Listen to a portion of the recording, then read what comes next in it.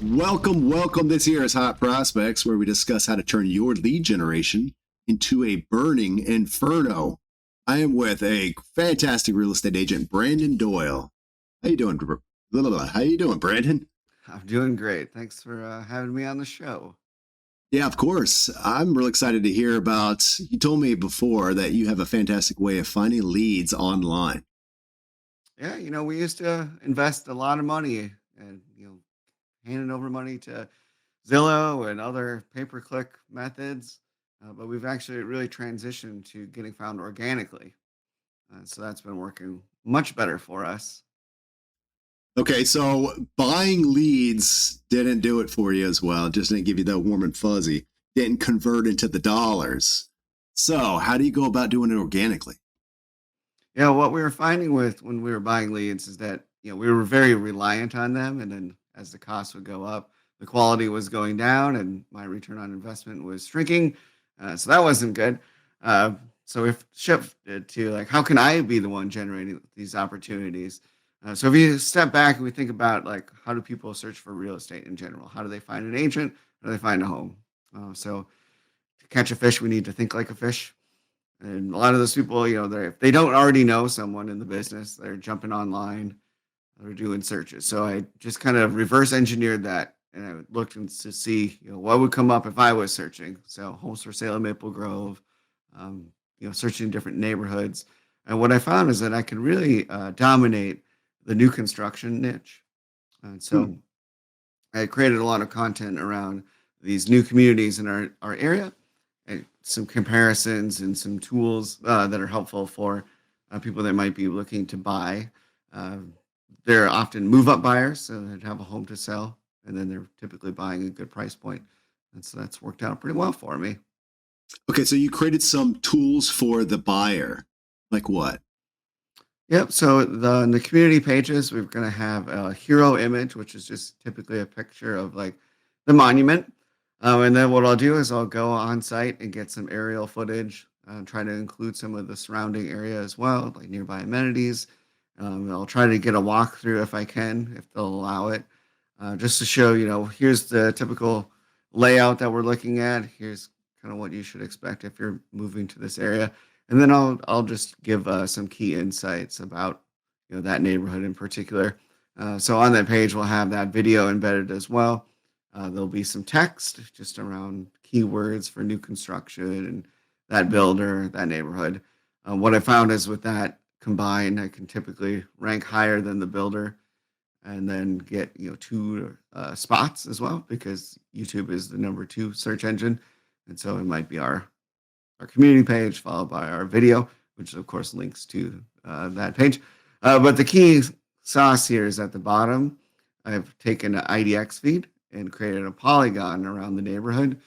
That way, only active listings within that area are going to show up. And so it's a pretty helpful way to search for a new home.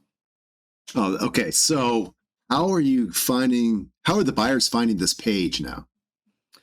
Yeah, so an example might be if they're just out around looking at neighborhoods and they see, maybe the builder's got a bunch of signs, right? And so they're curious about that neighborhood and they want to learn more about it. So I guess an example here would be like Rush Creek Commons. That's a neighborhood not too far from here. So there go on Google, they type in Rush Creek Commons. The builder's site might come up. It probably should, but mine will typically come up as well. And I'll get people that click into that. They want to learn more about it. Then they might click around on the site because everything's cross-linked, right? So they're looking at different communities and trying seeing what's interesting to them and what they might not have known about this community on the other side of town, similar price point. And so yeah, they it positions me as an expert, and then by the time they reach out, usually they're just ready to go, right? So instead of having to nurture and follow up with these people a bunch, they usually just want to go see a bunch of properties. And, the builders don't really answer their phones on nights or weekends, whereas I'm available. I can also bring them, to Lennar, then to Pulte, then to DR Horton, then to David Weekley, then to another custom builder. Whereas they would have to, call each of those individually, and so value add for them as well. So this is fantastic. So how many of these web pages do you have on your site? So I'm up to just over 100, I think, but that includes existing neighborhoods. So the nice thing with this is that it's evergreen content. I created it once, and now I've got it, and I've been doing this for a decade. So I didn't just do this overnight. I'm kind of like slowly building and iterating on it. I've learned a lot of lessons along the way, like what to avoid, and that's been helpful. But as that neighborhood matures, after like 7 years, a lot of those people are starting to move out, and so then that kind of reactivates that page. It becomes valuable again as a good resource. Yeah, it's what I love about this is that it's automated. So as listings sell and new ones come active, then the old ones go off the page and the new ones come on. Yeah, so what I found is that it would be too difficult to update the community pages with pricing, and then it changes all the time. So one of the lessons I learned was don't include prices. It's good to talk about the layouts and the differences, and just speak about, here's the type of home that's being built, here's the materials they're using, here's what you can expect in this neighborhood. But if you say starting at 300,000 and then 2 years later you can't buy in there for 300,000, it makes you look bad. The other thing I noticed is that these pages are going to start to outrank the homeowners association. And so you'll get people calling to complain about their neighbors. And so I just put a little disclaimer at the bottom like, hey, I'm not the homeowners association. And I've actually kind of used it as a resource as well. So I'll put, whoever that company is and their phone number. So then hopefully they don't call me and they get what they're looking for. In the past, I just maintained a list, and so when people would call, I'd say, "Oh, I think what you're really looking for is this company. Here, let me give you their number." That was helpful, but honestly annoying to deal with some of the calls. So I just found that having it on there cut those calls down drastically. I love this idea. I haven't heard of anyone else doing specifically exactly what you're going for. This is like digital farming with a really high ranking page that brings the buyer straight to you, because we all know, well, those of us who've been doing this long enough, that buyers are attracted to listings. Mhm. That's what they want. They want to look at pictures of houses. You're providing that to them directly. They look that neighborhood up, they go straight there. Um, And this not a sounds lot like of one of people the are big doing it. secrets out there, huh? Yeah, there's no secrets in real estate. I've talked about the strategy at lengths with people, even in my own marketplace. It's the implementation that sets it apart. And then while you're out there, learning about these communities, it helps you as well because now you can speak intelligently about communities in your area. You can create micro content by just doing reels or snapping photos of things that you see when you're out and about, and it kind of shows that like you're active in the business. So that's great content to share on like Instagram and Facebook.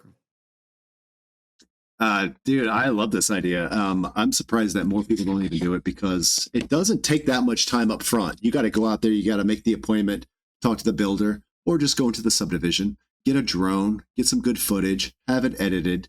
You could even outsource this to somebody else who, And I do.